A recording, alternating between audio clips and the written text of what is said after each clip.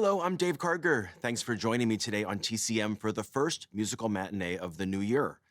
This week's feature is an adaptation of a hit Broadway show from Alan J. Lerner and Frederick Loewe, the team that created one of the most successful musicals in Broadway and movie history, My Fair Lady. This was their follow-up to that smash hit. From 1967, it's Camelot. Alan J. Lerner wrote both the book and lyrics, and he based Camelot on the 1958 novel The Once and Future King, written by T.H. White.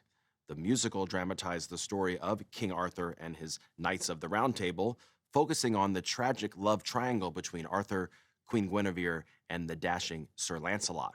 The original Broadway production premiered in December of 1960 and ran for more than 2 years, starring Richard Burton as King Arthur, Julie Andrews as Guinevere, and Robert Goulet as Lancelot. Roddy McDowall also played a key supporting role in the original cast.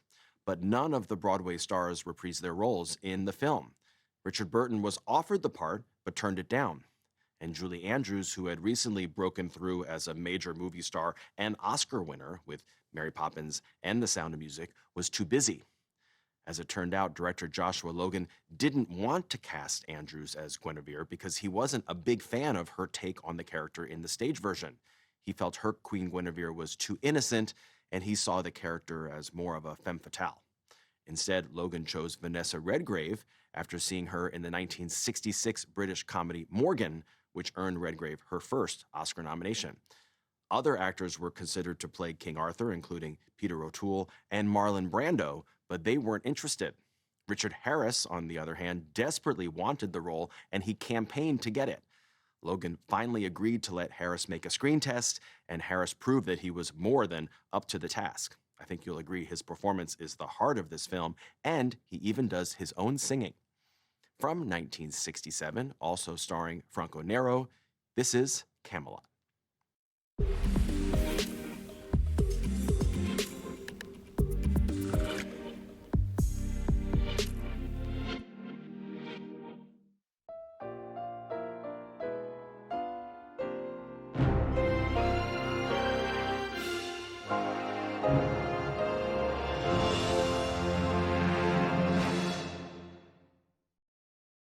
Camelot was fittingly the end of an era for producer Jack Warner. It was the last film Warner produced for the studio he'd founded with his brothers more than 4 decades earlier.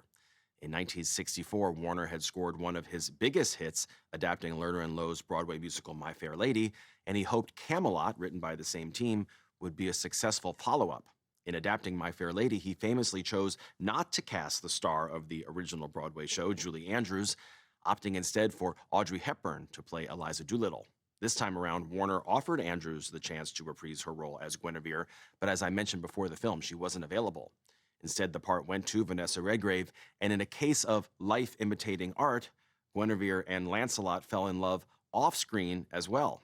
Redgrave and co-star Franco Nero became romantically involved and had a son in 1969.